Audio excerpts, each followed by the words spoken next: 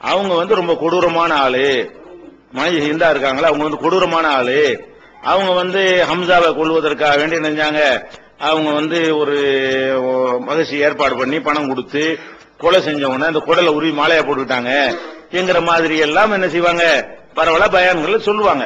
அப்ப இப்படியான குடல் உருவி மாலையா போடுற மாதிரியான கதைகள் எல்லாம் எக்ஸ்ட்ரா ஃபிட்டிங் சேர்த்துக்கிட்டது, கொடூரத்தை காட்டுவதற்காக வேண்டி அவங்க செஞ்சுக்கிட்டது. ஆனா அந்த போர்க்களத்துல வந்து அவங்க அந்த வேலையை செஞ்சது, கணவனை பழி வாங்குறதுக்காக வேண்டி செட்டப் பண்ணதெல்லாம் ஒரு எந்த பொம்பளையும் செய்யக்கூடிய ஒரு காரியம் தான். அவங்க குடும்பத்துல இஸ்லாத்தை விளங்காத ஒரு நேரத்துல அவங்க என்ன பார்ப்பாங்க, நம்ம குடும்பத்துல ஒரு ஆளை கொலை பண்ணாலும் நம்மளும் கொலை பண்ணணும், அந்த மாதிரி ஒரு திட்டம் போட்டதுங்கிறது சராசரியான அது கொடுமை தான். அது சராசரியா எல்லாரும் செய்யக்கூடிய ஒரு பழி வாங்குதல் அது அடங்கிரும்.